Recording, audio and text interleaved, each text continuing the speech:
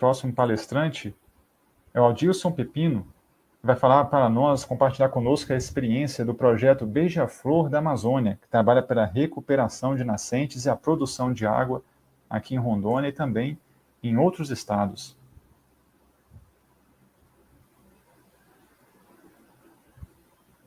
Seja muito bem-vindo. Adilson, tudo bem?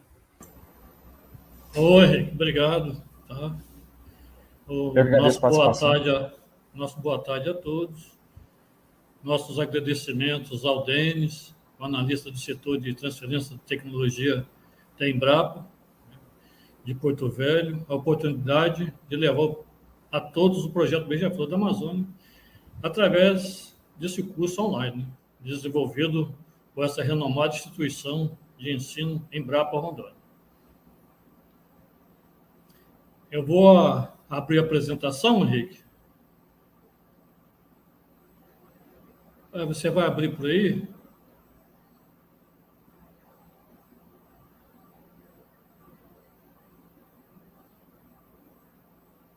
Henrique? Já estamos vendo, só Adilson, a apresentação. Está aqui o projeto Beija-Flor da Amazônia.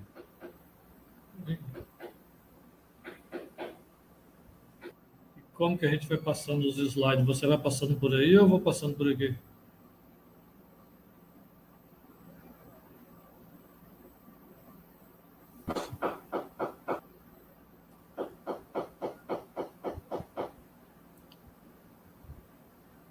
É porque estava sendo transmitido por nós. O senhor pode compartilhar a sua tela, aí o senhor mesmo pode passar. Mas se o senhor Tá quiser, a gente pode passar. Deixa eu compartilhar por aqui. Se der algum problema, daí vocês compartilham, tá? Ok, fique à vontade. Pode.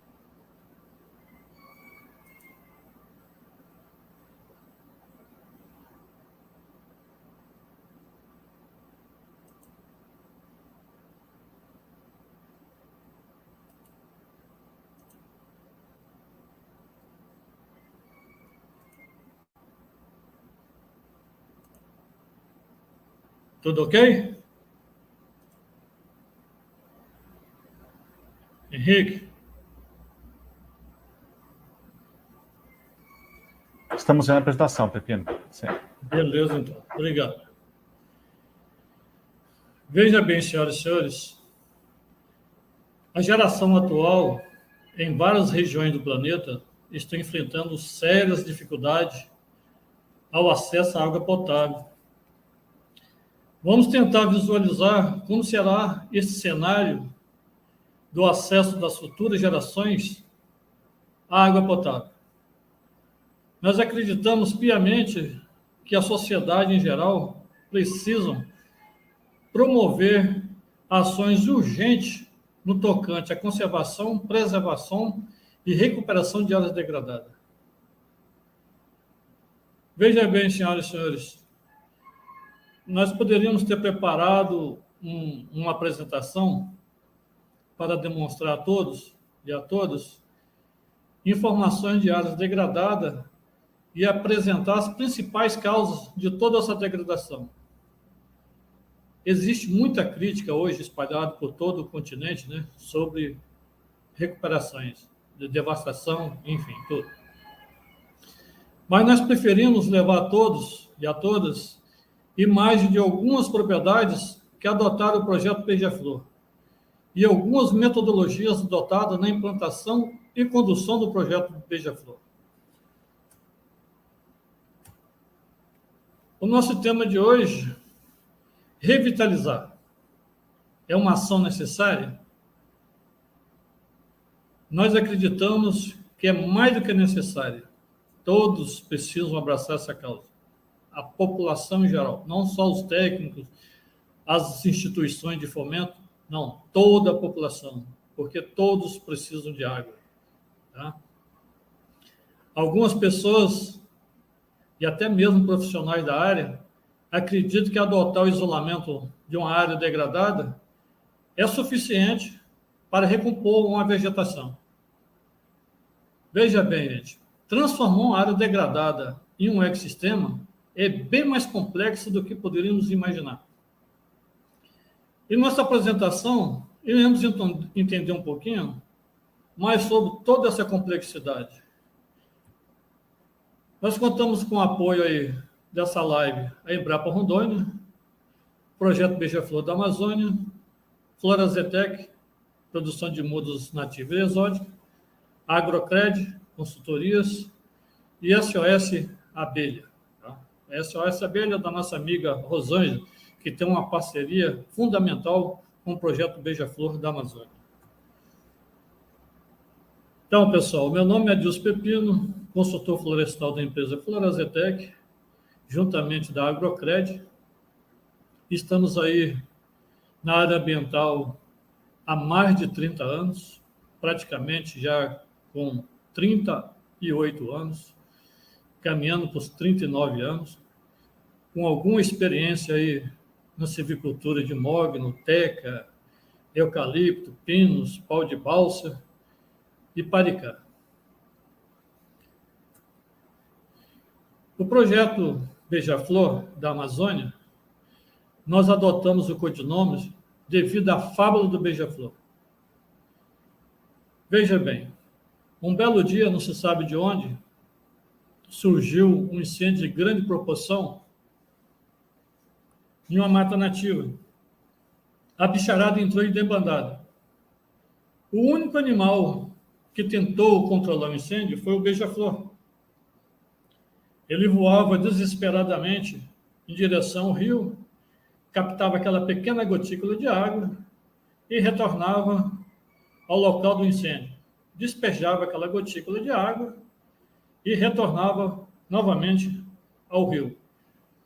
O elefante, observando aquele desespero do pequeno voador, gritou para ele: Beija-Flor, voe, salve a tua vida, você não irá conseguir controlar o incêndio.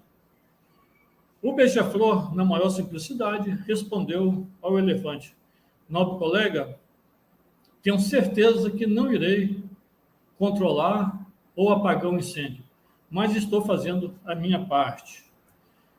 Então, o projeto Beija-Flor, seguindo essa linha de raciocínio, estamos fazendo a nossa parte. O projeto conta com mais de 32 anos de pesquisa. Iniciamos atividades modestamente em 1989. Depois de vários experimentos que não corresponderam às expectativas, com os erros a cada projeto implantado, veja bem, os erros nos transformam. Os erros é um aprendizado fundamental para o sucesso. Então, a partir de 1977, conseguimos resultados animadores. Mas em 2008 é que começou o projeto desenvolver os 3 pilares da sustentabilidade. E através do modelo de revitalização atual, podemos dizer com convicção que o projeto Beija-Flor da Amazônia é um dos mais avançados do país no que diz respeito à recuperação de áreas degradadas. Então, aqui a gente vai iniciar, pessoal, uma demonstração de imagens de áreas de antes e depois. Aqui, só para nós termos ideia de a revitalização de uma nascente, como podemos observar, não há existência alguma de vegetação nativa ou exótica, e nós fazemos um isolamento de uma área de 1 hectare, 100%. E aí começamos a introduzir as espécies madeiráveis e não madeiráveis. Aqui é uma área de mineração. Infelizmente, eu não consegui registrar imagem antes de 2010. Mas aqui eu vou sinalizar para vocês que a revitalização foi aqui, ó, a partir desse ponto aqui. Ó, tá? Então, é uma área antes. E agora, em 2021, fica localizado lá no Quinto Beck, próximo de Anari. Aqui duas nascentes, né? Agora, o registro em 2021, recentemente, né, como que se encontra. Outra nascente totalmente degradada, não estava nem merejando mais água. Esse trabalho aqui foi feito um trabalho de nucleação. Existem alguns modelos adotados através de nucleação, mas eu não sou muito favorável ao modelo de nucleação, porque a nucleação você vai determinar um número de espécie localizada em uma determinada área. Caso dê uma praga em uma determinada espécie, irá causar a mortalidade de todas as espécies, né? Eu prefiro distribuir as espécies em várias localizações da área. Mais outra nascente, que é o antes e depois, né? Aqui é uma área que praticamente algumas pessoas conhecem, que é na área da Rondônia Rural, no Parque de Exposição, um pouco tempo depois. Aqui já na Rondônia Rural atual, que foi implantado esse projeto aqui dia 16 de janeiro de 2017, aqui com 2 anos. Aqui na Fazenda Vale do Rio Escondido, vocês irão assistir o depoimento caloroso do nosso amigo Cláudio Coimbra sobre a revitalização dessa área, como ela se encontra na atualidade. Outra nascente. Aqui é uma área que nós recuperamos também na propriedade do Sr. Gilberto e Dona Rosimeire, faz 3 anos, como que ela se encontra hoje.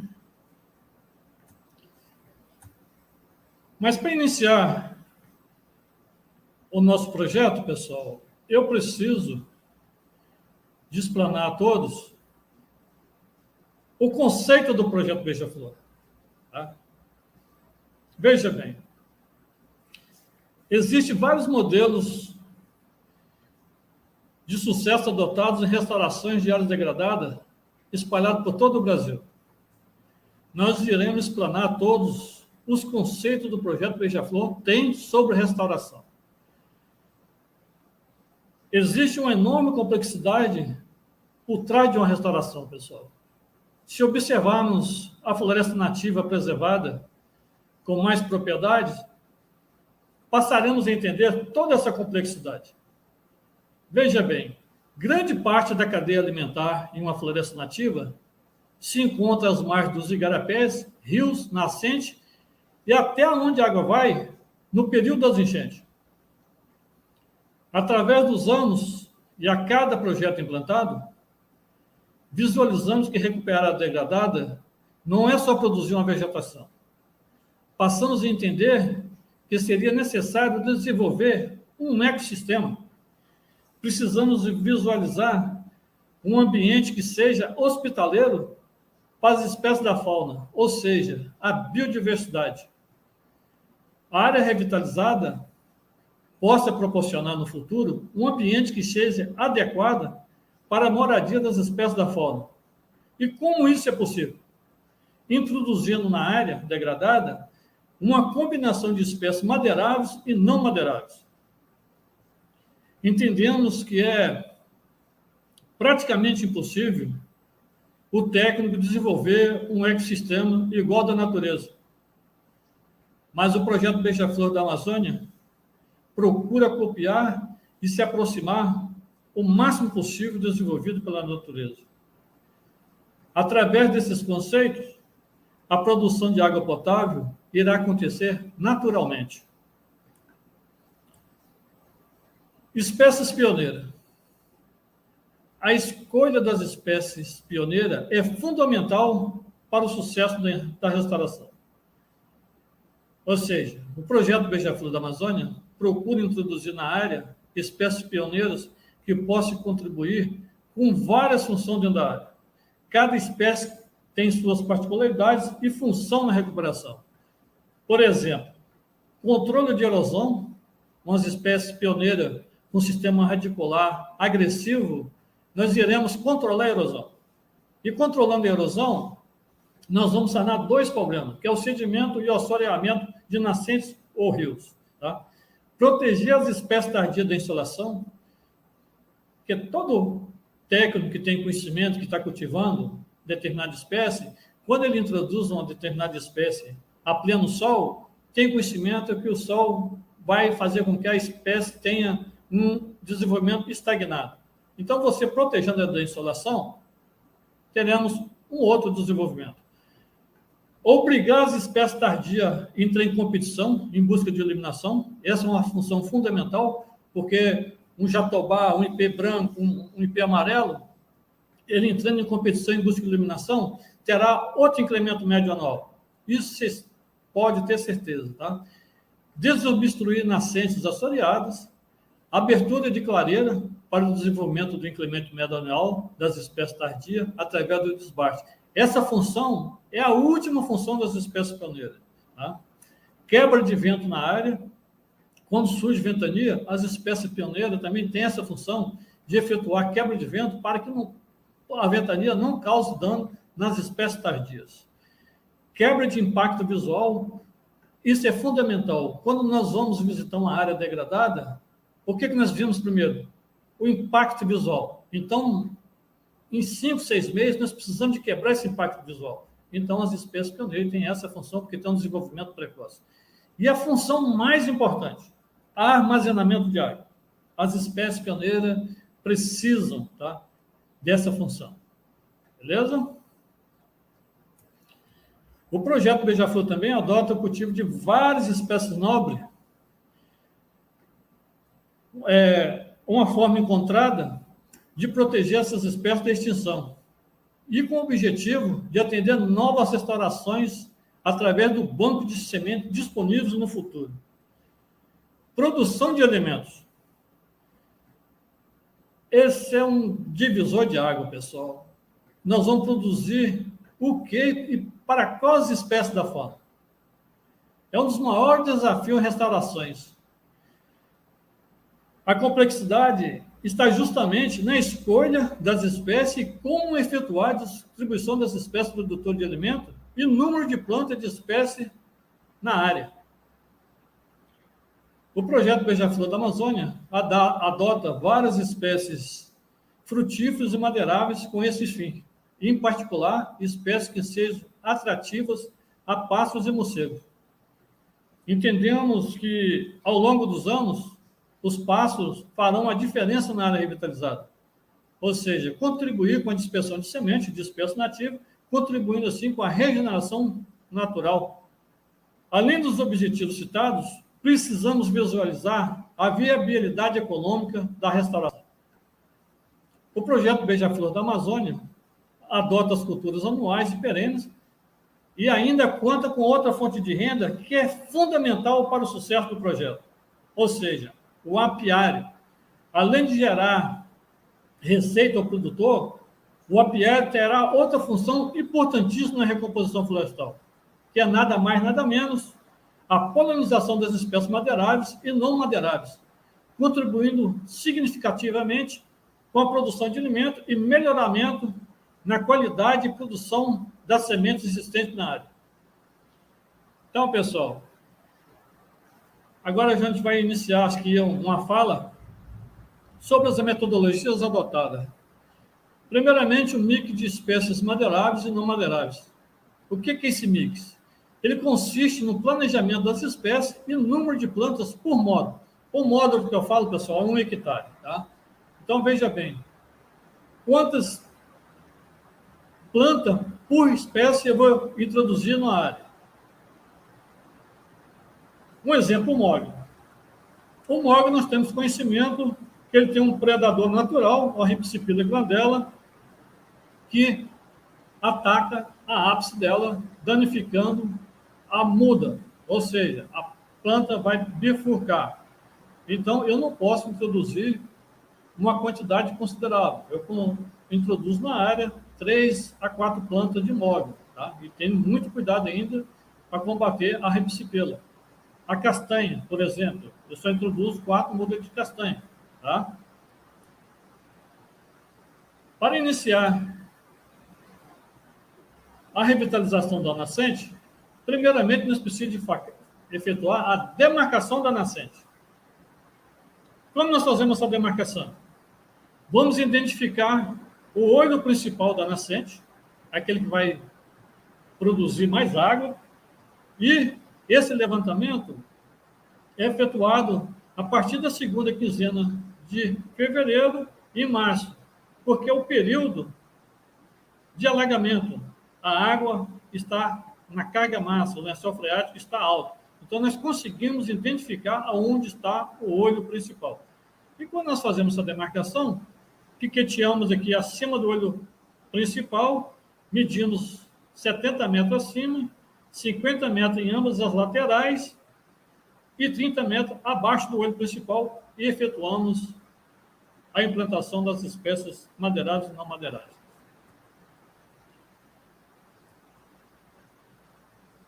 Uma praga que precisa ser controlada antes de iniciar o cultivo. O projeto Beija-Flor adota o controle de formiga. Em setembro, nós precisamos de efetuar controles antes que aconteça a revoada nupcial.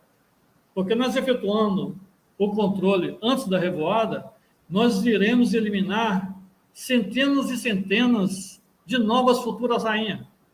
Se você controlar após a revoada, o que irá acontecer? Irá acontecer novas formações de formigueiro. E além da área plantada, eu vou efetuar o controle 70 metros além das divisas. Eu preciso efetuar esse controle. Porque um formigueiro adulto aí, de 10, 15 anos, corta 1 tonelada de folha por ano. Tá? É muita folha. E uma nascente com hectare, ele detona rapidamente.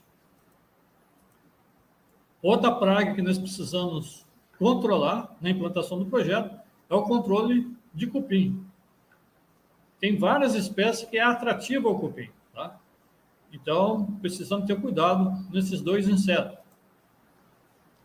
Aqui é fundamental. Coleta de amostra de solo. Essa é uma atividade que ela não pode ser executada por amadores. Ela precisa ser executada por verdadeiros profissionais que tenham conhecimento de como efetuar a coleta corretamente. Por que nós temos que efetuar a coleta mais precisa? Porque eu não conheço nenhum técnico no laboratório que irá corrigir o nosso erro na coleta da amostra.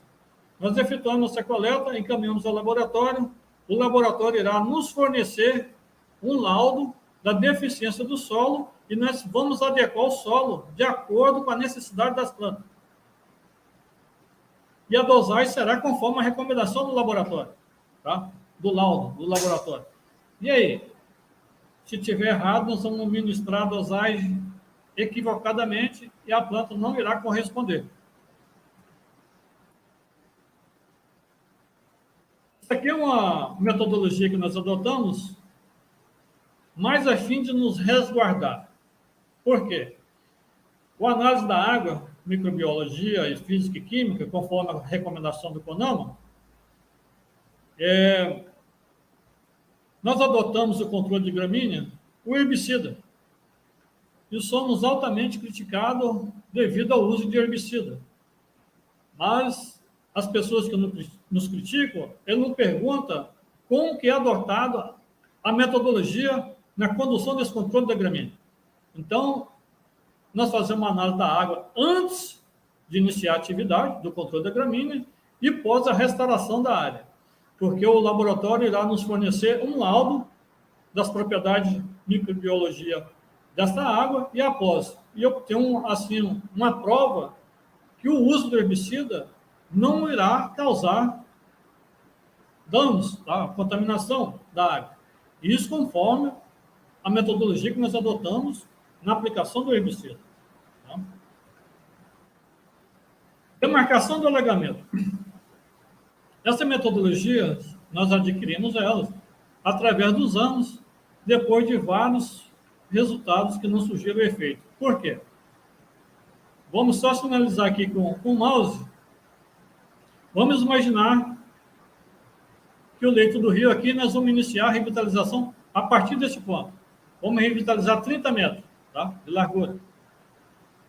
Aí veja bem, vem o período da enchente, o alagamento, nós efetuamos o plantio aqui em novembro, a chuva do período de alagamento é fevereiro e março, irá causar a mortalidade de todas as plantas existentes na área. Eu, como prestador de serviço, não tenho recurso para fazer novamente. O que vai acontecer? Profissionalmente, estarei morto. Não irei pegar mais serviço porque eu não dei conta de recuperar. Então, você veja bem, é muito importante efetuar a demarcação do alagamento. E isso no período das enchentes, segunda quinzena de fevereiro até dia 19 de março. E a gente vai iniciar a revitalização. A água, por exemplo, que tem aqui, é da partir desse ponto que nós vamos iniciar. Tá? Tem 30, 40 metros de clareira do rio até o início da revitalização. Não tem importância. Tá? É melhor você adotar essa técnica do que perder o teu dinheiro e o teu nome na praça. Né? Desassoreamento. Aqui, para mim, é um dos maiores gargalos em restauração de recuperação de nascente ou mata ciliar. Desassoreamento. Eu não conheço metodologia eficiente para resolver esse problema. Tá? Eu conheço duas técnicas aplicadas que vai tentar controlar. A primeira, nós usamos uma PC e uma caçamba. A PC vai efetuando o desassoreamento, tirando o sedimento, carregando a caçamba, e a caçamba vai despejar esse sedimento no local apropriado. E a segunda técnica é através de draga. A draga com a balsa vai sugando o sedimento do leito do rio e despejando no próprio rio. Mas você veja bem, pessoal, para efetuar o desassoreamento, nós precisamos do laudo de um geólogo, porque ele vai determinar a profundidade, tá? O que é sedimento e o que não é sedimento. Aqui nós podemos retirar 60 centímetros, aqui é 2 metros, ou aqui 1,5 metro. Então, ele vai determinar, ao longo do percurso d'água, o que é sedimento e o que não é. Não é assim, de qualquer maneira, que nós vamos fazer isso, não. Controle de gramíneas. O profissional, ele jamais irá administrar a aplicação do herbicida do acero para o leito do igarapé. Ele sempre irá ficar de costas para o igarapé ou a nascente. Ele irá iniciar a aplicação das margens do igarapé para o acero. Tá? E aqui a margem do igarapé, nós deixamos aí 1 metro, 1,5 metro, sem efetuar a aplicação. Até uma maneira para controlar um pouco a erosão. Tá? Então, é dessa maneira que nós adotamos o controle. E o herbicida que nós adotamos é só para folha estreita. Folha larga, nós não eliminamos. Porque o nosso problema é a gramínea. Tá? Isolamento da área. O próximo passo é você efetuar o isolamento da área. Esse isolamento, nós adotamos aí 5 ou 6 fios de arame liso.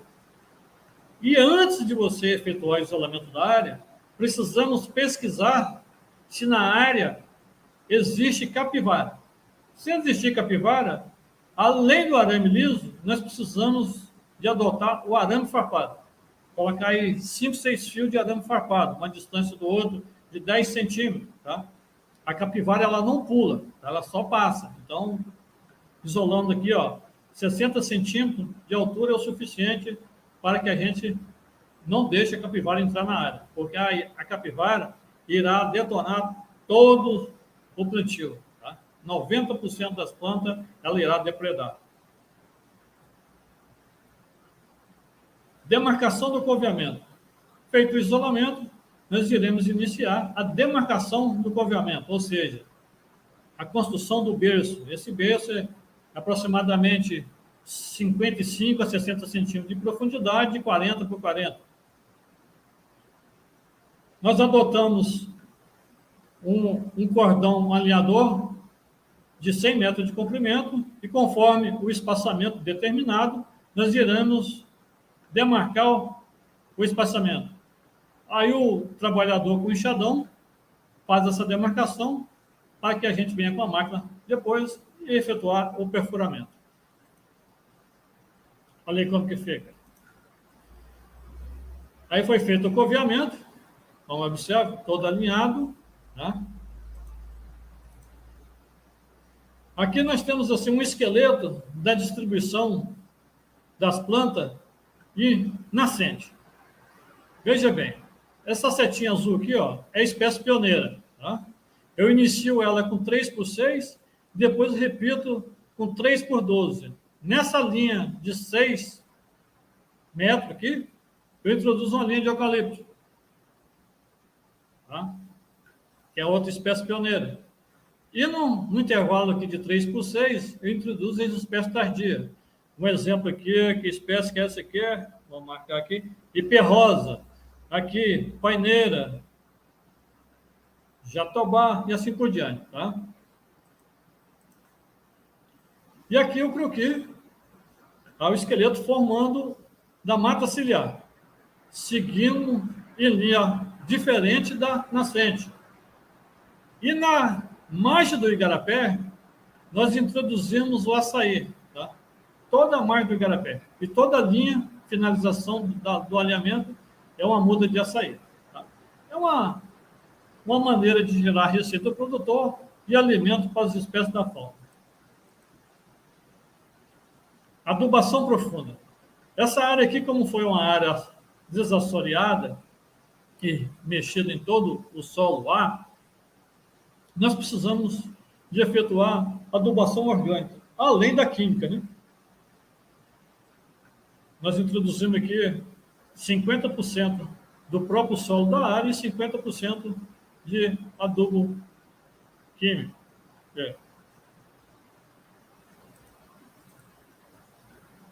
O plantio definitivo. Antes de iniciar o plantio definitivo, nós iniciamos eles montando as espécies pioneiras.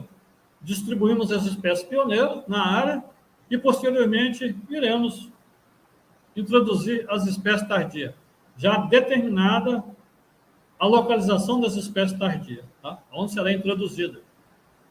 É muito importante, pessoal, nós introduzimos em um hectare 868 plantas, né? Nós temos o conhecimento de número de plantas por espécie. Monte o cronograma antes, tá? Eu vou colocar 30 mudas de pau de balsa, 5 mudas de cerejeira, 3 mudas de frejó e assim por diante. E o plantio nosso é introduzido em média 51 espécies, entre pioneiras e tardias. Adubação de arranque, essa é uma adubação importantíssima. Nós aplicamos ela de 0 a 25 dias após o plantio, tá? Nós fazemos uma corveta de aproximadamente 10 centímetros de profundidade, 30 a 40 centímetros de extensão e 20 centímetros da linha do coleto, tá? Aí administramos a dosagem, conforme a recomendação do laudo.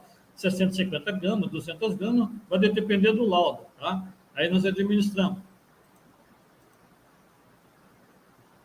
Após 45, 50 dias, nós retornamos à área para efetuar o controle das invasoras. Nós precisamos de efetuar o controle das invasoras e, posteriormente, efetuar a adubação de cobertura. Bom? Após o controle das invasoras, faz o coroamento da muda. Caso tenha reincidência de gramíneas, efetuamos o combate, né? O controle da gramínea, aplicamos herbicida só na gramínea, a outra vegetação a gente roça, tá? E aí administramos adubação de cobertura. Essa adubação é 60 dias após o plantio e aplicar ela na bordadura da copa da planta, tá? Uma corveta de 10 centímetros e a extensão vai variar de acordo com o tamanho da copa da planta, tá? 20, 30, 40, 50 centímetros. Tá? Isso aqui é uma informação importantíssima. É uma da atividade que a gente percebe na área que os objetivos estão sendo alcançados. O que é? pássaros reproduzindo na área. É importantíssimo, pessoal. Tá? Quando a gente passa a observar o pássaro disponibilizando da área para fazer ninhos e reproduzir, e é muito gratificante. Tá?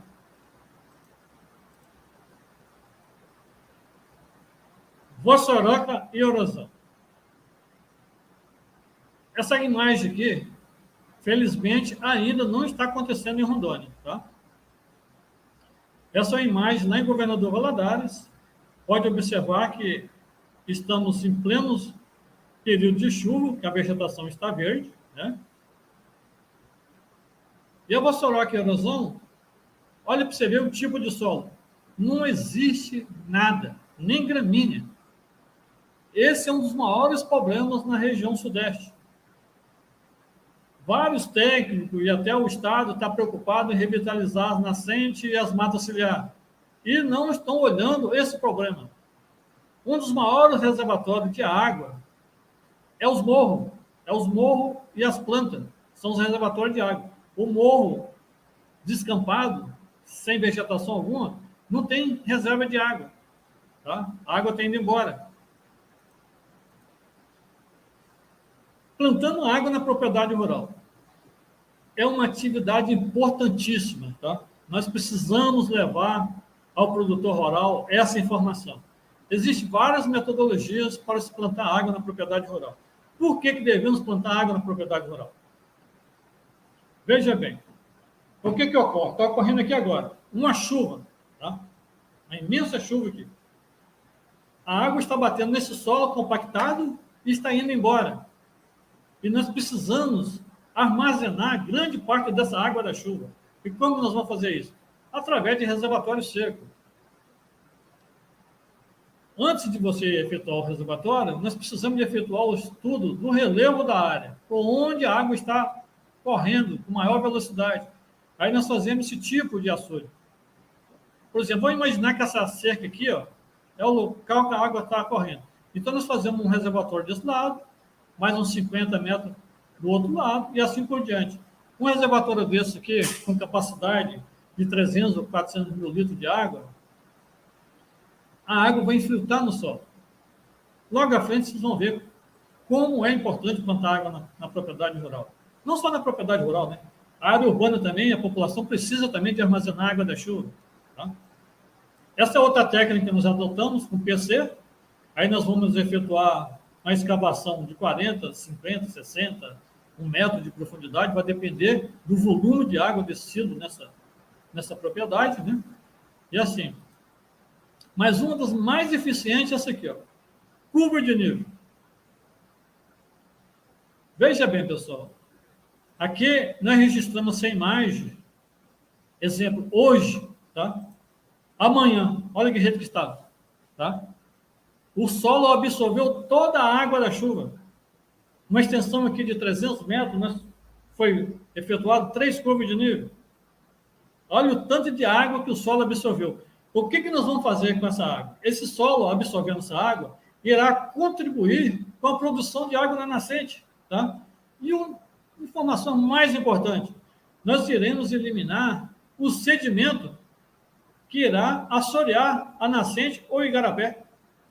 Tudo isso nós vamos eliminar e armazenar água em nossa propriedade. Nós precisamos fazer isso urgente.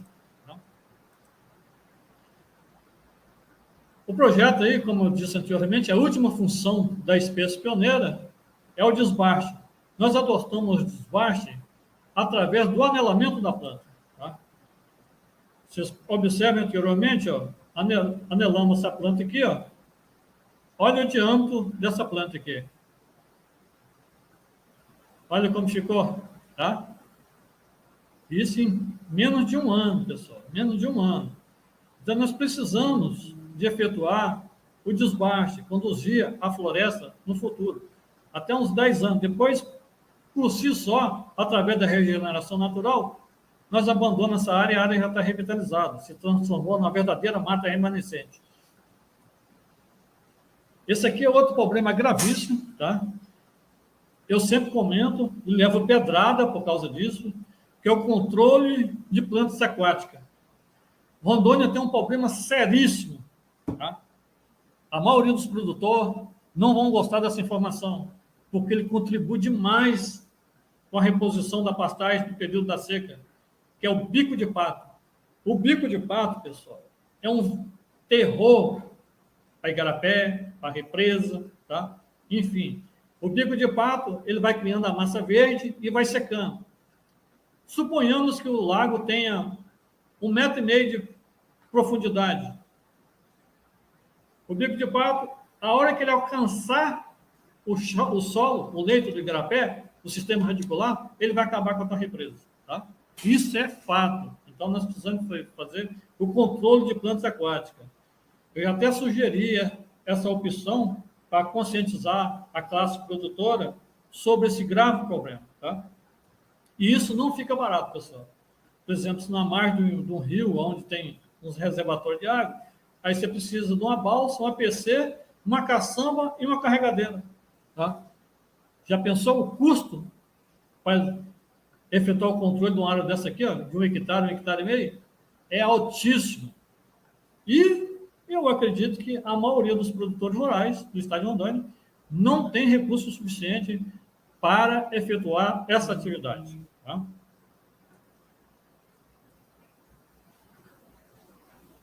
O apiário. Como dissemos no início da nossa fala, nós temos uma parceria com o SOS Abelha, da nossa amiga bióloga Elisângela, que tem essa função. Não que todos os projetos tenham implantação do apiário. Tá?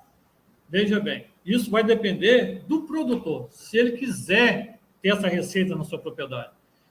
Se ele desejar, a Elisângela vai estar na área dele, dá um curso para ele. Se ele não quiser participar do curso, ela dá manutenção, dá assistência no apiário na propriedade. Então, veja bem, uma colmeia pode proporcionar ao produtor até R$ 2.600. Uma área revitalizada, nós podemos introduzir, de 1 hectare, 10 colmeias. Aí, colocando uma média de R$ 1.800, R$ 18.000 anualmente. Então, uma excelente receita para o produtor. Ele vai amortizar bastante os custos na revitalização da sua nascente ou mata ciliar que seja. Aqui algumas alternativas para gerar receita, né? Abóbora, batata doce, quiabo, banana, mandioca, pepino, inhame, enfim. Esse arranjo vai depender da criatividade do produtor. O que ele tem mais conhecimento, o que ele pode plantar mais para colher. E vai depender também da viabilidade econômica. Tem que haver o estudo do consumo, né? A gente está batalhando aí para tentar conscientizar o produtor para produzir vários tipos de cultura e que o Estado absorva toda essa cultura dele, tá? Que distribui nas escolas, nas creches, em abrigos, tá? Enfim, distribui para auxiliar o produtor, porque o produtor está cansado de morrer igual piolho, cara. O comércio mata ele igual piolho. Ele planta, quando vai vender, a mercadoria dele está defasada, está assim, deixando a desejar, ele não está querendo mais cultivar. Aqui é uma área do projeto Beija-Flor. Eu coloquei essa imagem aqui, pessoal, só para vocês terem uma ideia. Até 5 anos atrás, nós introduzíamos na área imbaúba. Hoje, nós não introduzimos imbaúba mais na área. Por que nós não colocamos imbaúba mais? Porque nós aprendemos, depois aquele mix de espécies madeiráveis e não madeiráveis, aquela combinação de espécies produtor de alimento, a visita de pássaro e morcego na área é fantástica. Então, eles trazem a semente. A partir de 1 ano, nós já temos regeneração natural de imbaúba. E imbaúba, gente, a semente de imbaúba serve de alimento para várias espécies de pássaro e o bicho preguiça. E outra, tem aquela cigana, que ela permanece aonde tem bastante imbaúba. Se não tiver, ela não fica. Ali no projeto do seu Gilberto, nós já temos 3 casal de cigana lá na área direto, tá? Aqui é uma área, hoje está com 25 anos recuperada. Ó, a mata ciliar. Aqui tem 13 anos, que é 25 anos também. E aqui, pessoal, é a nossa inspiração. Veja bem, um produtor, qualquer outra pessoa, um amigo nos convida para visitar uma propriedade, para fazer uma avaliação da degradação, mesmo depois de 30 e poucos anos, 32 anos aí, a gente ainda sente aquele frio na barriga, né? E se pergunta, será que eu vou conseguir recuperar essa área? Porque a área está totalmente degradada. Fico imaginando, né? Será que eu vou dar certo? Será que eu vou conseguir? Eu, retornando para casa, eu coloco essa imagem. Eu acompanho essa planta aqui, vai fazer 14 anos. Desde o início, essa rachadura, essa pedra estava aqui, ó. Tinha 4 centímetros de largura. Eu imagino, essa semente, houve a dispersão dessa semente, essa é uma espécie cedro rosa, caiu em cima desse material rochoso, germinou nessa pequena rachadura que teve, fez com que a pedra se afastasse e está aí, ó. Então eu falo assim, eu vou conseguir, se Deus quiser, com toda a tecnologia disponível, eu vou conseguir sim. Isso me dá uma inspiração forte, pessoal. Pode ter certeza disso. E aqui, pessoal, o nosso muito obrigado a todos. Eu acho que eu falei rápido demais, hein? Quero agradecer a todos pelo tempo e a paciência em ter assistido a nossa mensagem sobre os problemas dos recursos hídricos. Muito obrigado, Pepino, pela sua apresentação, compartilhar essa experiência aí belíssima do projeto Beija-Flor da Amazônia, que nós sabemos que tem ajudado muito aí o Estado, meus produtores, recuperando suas nascentes, né, seu recurso hídrico, né, tá? Como o senhor disse ali, tá? O senhor mostra com umas fotos ali que dá até medo de ver que acontece, que está acontecendo as coisas, mas também é legal ver como que é o antes e o depois, né, que essa recuperação é possível, é viável, tem bons projetos ocorrendo. O senhor disse que foi um pouco breve, realmente antecipou um pouco o horário, mas a gente tem aqueles vídeos, né, para mostrar com o senhor com os depoimentos. É bom a gente ver depois para o senhor comentar também. O Pepino, o pessoal trouxe alguns vídeos, né, com depoimentos de produtores que aplicaram na prática o projeto. Também temos algumas perguntas aqui, Pepino, para o senhor. Opa, deixa eu afastar um pouquinho. Está dando uma chuvarada aqui, cara. Não sei como que a minha neta não caiu, o Henrique. Oi, que sorte, graças a Deus, tomara. Então, mas se a gente perder a conexão... A chuva é forte mesmo. A gente sabe o que foi. Por isso eu vou adiantar a fala, porque senão vai cair e o pessoal vai fazer assim. Mas tá bom. Beleza, boa ideia, boa ideia. O Charles Barata, ele perguntou, né? Adil, seria como ter esses pontos de recuperação da nascente, né? No caso, a coordenada geográfica. Se o senhor puder compartilhar, a gente pede para ele enviar um e-mail para a nossa coordenação, né? denis.carara, né? Que é o evento. E a gente, se o senhor puder compartilhar, a gente...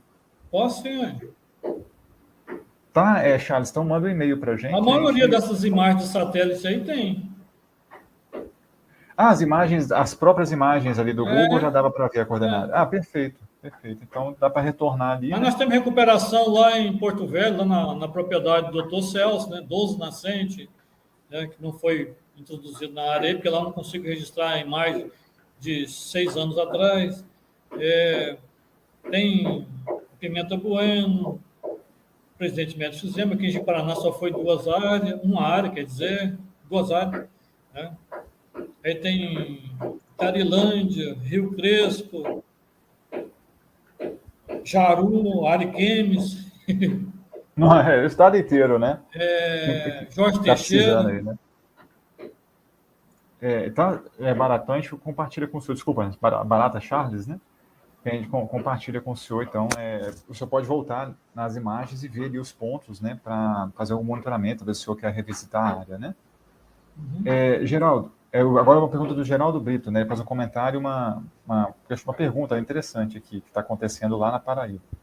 Professor Adilson, parabéns pelo belo trabalho, obrigado pela palestra. Aqui no seminário, Paraíba, né, Rio Grande do Norte, particularmente no rio Sabugim, identificamos perda natural de areia do leito do rio em 40 anos.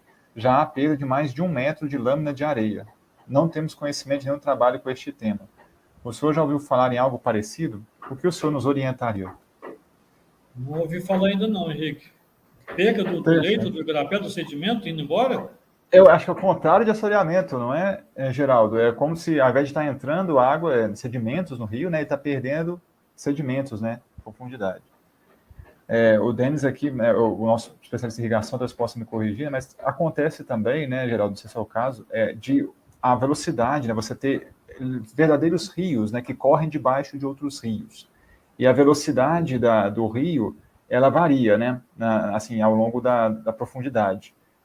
Pode ser um caso de ter algum desse corrimento, né, algum rio, como se fosse um segundo rio, vamos dizer assim, que está correndo por debaixo e aí carreando esses sedimentos. Então, desculpa se eu estou dando um chute aqui. Né? Aí é um tema importantíssimo para a gente estudar, viu? É uma novidade para mim que eu vou me empenhar nisso aí, tá? Pode ser um leito de rio em formação, né? Um rio mais Isso aí é novo. uma informação importantíssima, viu? Eu nunca tinha ouvido falar nesse problema aí de perca de assoreamento. É fantástico isso ainda. Porque diz que é natural, né? Que pode acontecer por causa de extração de areia, né? Mas não deve ser o caso, né? Não deve ser o caso. Pepino, né, o senhor mostrou ali algumas fotos, né, que eu acho interessante nesse projeto do Beija-Flor, a introdução, acho que era abóbora, né, que estava sendo plantada junto às árvores, né, que a gente prega sempre, né, que é importante para ter esse retorno, né, não, vamos falar, para produzir água, produzindo alimento, né. Henrique, uns 20 anos atrás, nós participávamos assim, ia na associação incentivar o produtor a cultivar a floresta. Ele nos perguntava: eu vou comer o quê? Tá? Porque ele imagina que você cultivando floresta, você vai tirar o espaço de produção de alimento. Não tira.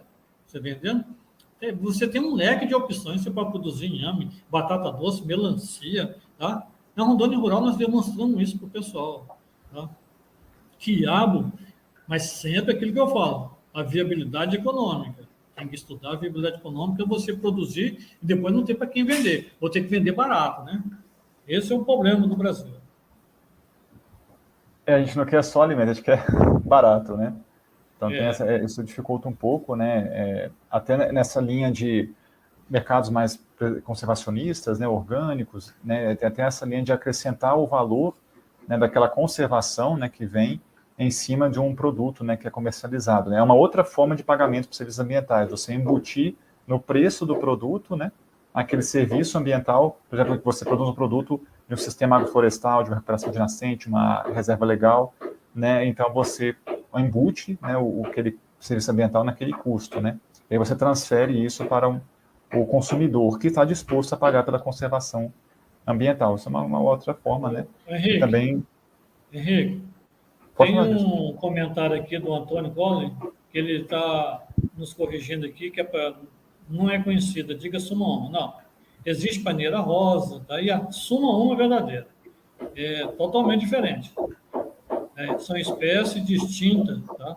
A paineira, ela forma aquela barriga no meio, tá? E a Suma Uma não. O fute é retilíneo, não tem tortuosidade nada, tá? É considerada a mãe da floresta amazônica, né? A gente cultiva a Suma Uma também.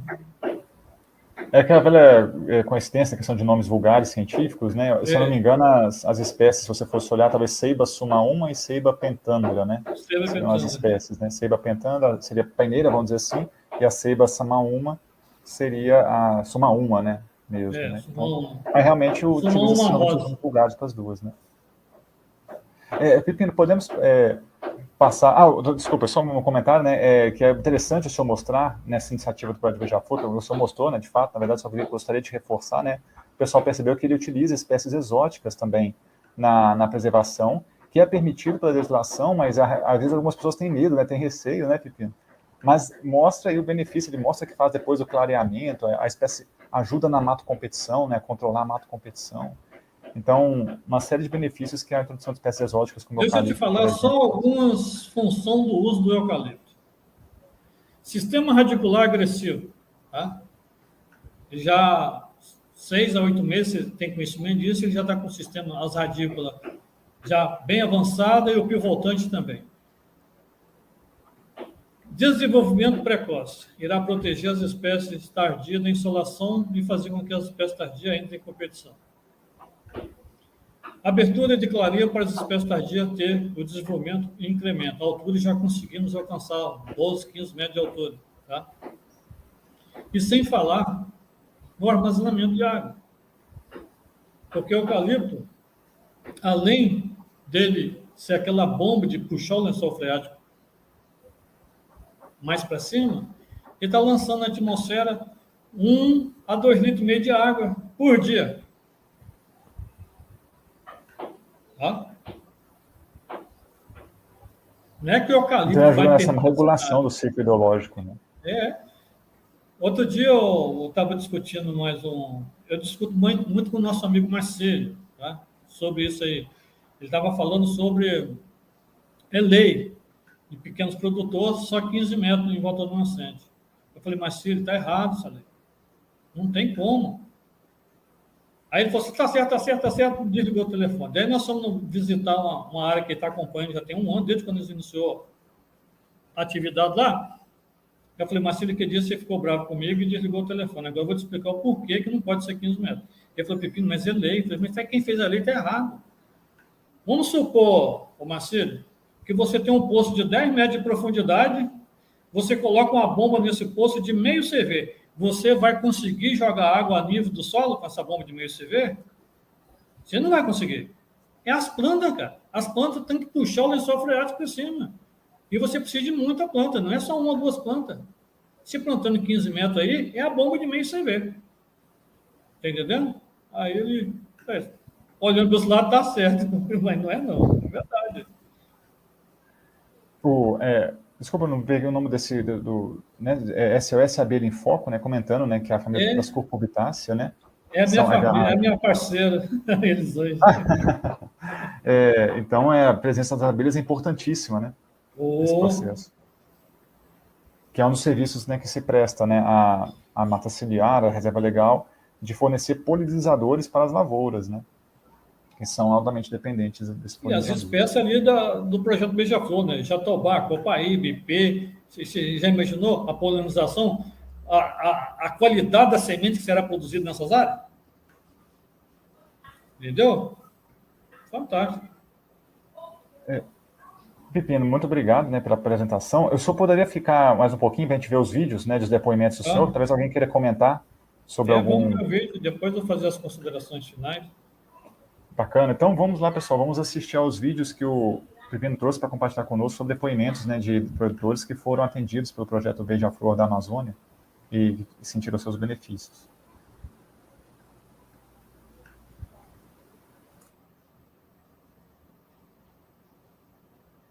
Olá, sejam todos bem-vindos ao canal Projeto Beija-Flor da Amazônia.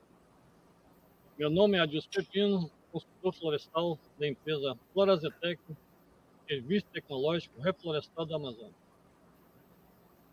Hoje estamos visitando a fazenda Vale do Rio Escondido, localizado na linha 30, no município de Jaru, estado de Rondônia.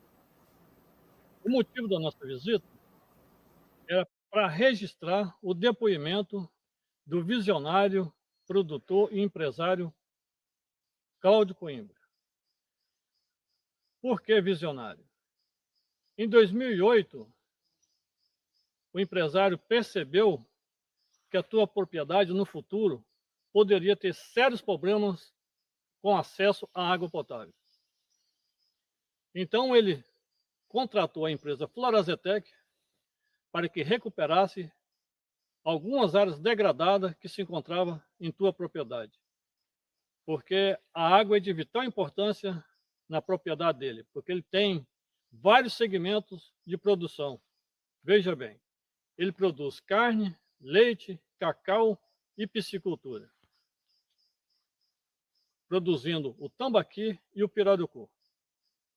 Posteriormente, iremos registrar o depoimento do senhor Cláudio Coimbra. Veja bem, pessoal, esse é o produtor e empresário Cláudio Coimbra, um visionário que enxergou anos atrás que no futuro a tua propriedade poderia ter sérios problemas com recursos hídricos. Em 2008, ele iniciou a recuperação das áreas degradadas na tua propriedade por causa da linha de produção que ele tem na sua propriedade. Então, senhor Cláudio, eu gostaria de saber do senhor o que o senhor visualizou na época e qual foram os benefícios que a propriedade do senhor conseguiu através desses 13 anos de recuperação da área degradada. Bom dia, boa tarde ou boa noite a todos que estão nesse momento vendo esse áudio aqui que eu estou gravando com o meu amigo Pepino aqui, né? E daquela época para cá nós conseguimos colocar bastante plantas aí, né? Tivemos uma ideia naquela época que essa propriedade só tem um rio Jaru no fundo, né?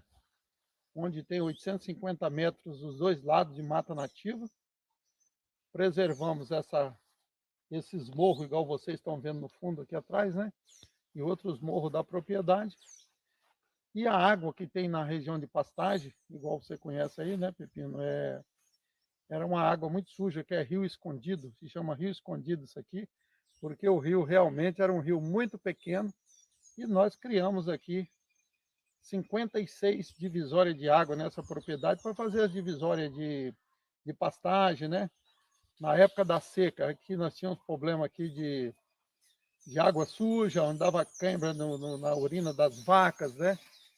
E muito ruim, não tinha pouca água. E nós cavucamos e pensando que no futuro seria uma propriedade sustentável. Fizemos a parte de APP, você foi uma pessoa responsável por isso, em 2008, né? Isso. Nós criamos as APP por causa do projeto Piscicultura, criamos as duas APP, que eram as nascentes dessa água, onde conseguimos fazer o reflorestamento, que hoje já vai em 2008, então já vai para 13 anos, né? 13 isso, né? 12 para 13, Faz 13 anos em novembro agora. E nós fizemos esse trabalho muito contente. Hoje aqui, então, essas 56 divisórias de água, o gado bebe água limpa. Nós criamos a nossa mina aqui, que fornece a fazenda inteira, onde tem uma mina com 16 mil litros, com a vazão de 40, e uma caixa de 100 mil litros na sede, onde atende toda a fazenda, desde o curral de ordenha, né? E as casas também, uma água super limpa. Nós criamos ela bem feita, a mina, toda entijolada, toda arrumada, e temos a nossa água, e primeiro nós pensamos na água, né? Sem água, está sem vida, né? Então nós temos água nessa propriedade, e espero que a maioria das pessoas que está ouvindo esse áudio aí, né? E vendo, que faça a mesma coisa, que eu sozinho não vai resolver, né? Quer dizer, se a maioria não partir para essa aí, no futuro, a nossa futura neto, filho, bisneto, aí vai ter uma série de problemas com o assunto de água, né? Hoje nós estamos vendo aí já as reportagens aí, Goiás, Minas, né? Tempestade de terra por causa da gradagem, por causa da cinza dos canavial. Quanto ao açúcar é bom, a situação econômica é muito bom.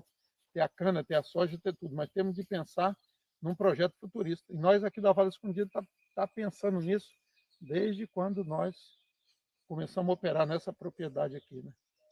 Então, Cláudio, esse vídeo é para o pesquisador da Embrapa, o Denis, que vai se ministrar um curso de recuperação de área degradada, e ele quer levar os produtores os projetos que já têm sucesso, né? E demonstrar ao produtor que é viável ele recuperar as suas áreas. Mas como nós conversamos anteriormente, isso não depende só do produtor rural, isso depende de toda a sociedade, porque toda a sociedade precisa de água.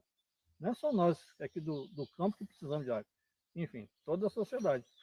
Hoje, normalmente, como a cidade, o que eu vejo assim, eu tenho a duplicidade de nascer na roça, né, e lidando com terra, e tem as empresas na cidade, né? Mas a gente vê assim, a mídia em si, ela jogando essa responsabilidade para cima do produtor, que na realidade não é bem assim, né?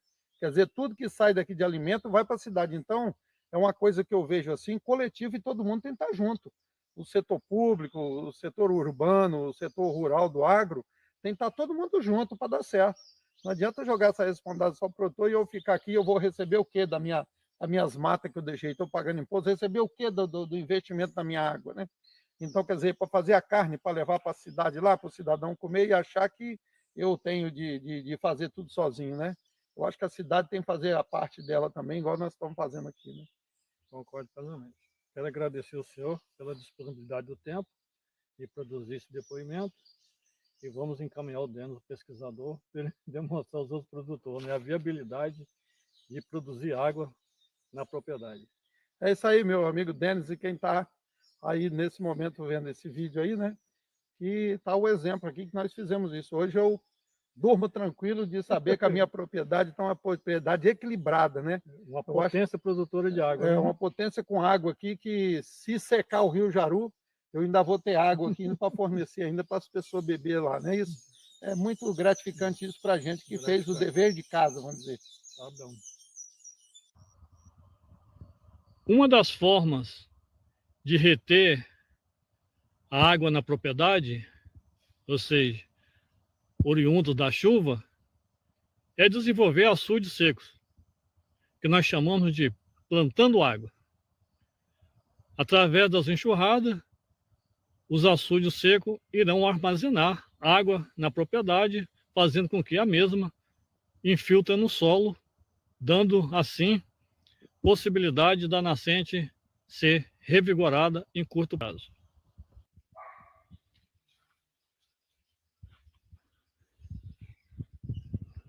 Projeto Beija-Flor da Amazônia, produzindo água para todas as espécies.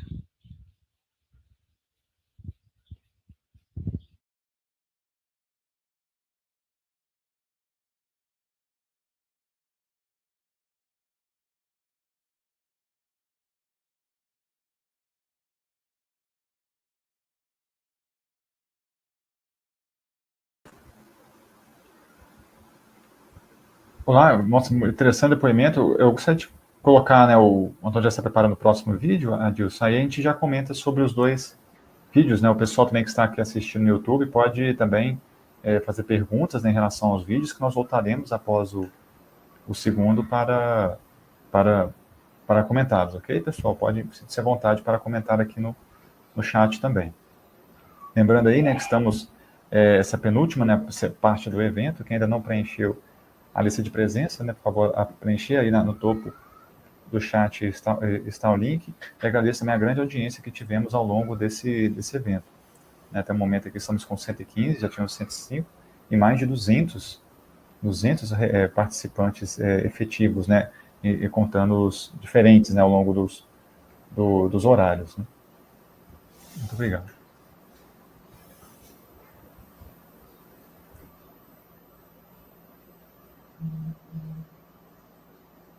Olá, sejam todos bem-vindos ao canal Projeto Beija-Flor da Amazônia. Meu nome é Adilson Pepino, consultor florestal da empresa Florazetec, Serviço Tecnológico Reflorestal da Amazônia. Senhoras e senhores, a Embrapa Rondônia irá promover um curso online sobre recuperação de áreas degradadas. O senhor Denis, analista do setor de transferência de tecnologia da Embrapa Porto Velho, Rondônia, entrou em contato conosco para averiguar se seria possível registrar depoimentos de produtores rurais que implantaram o projeto Beija-Flor da Amazônia em sua propriedade.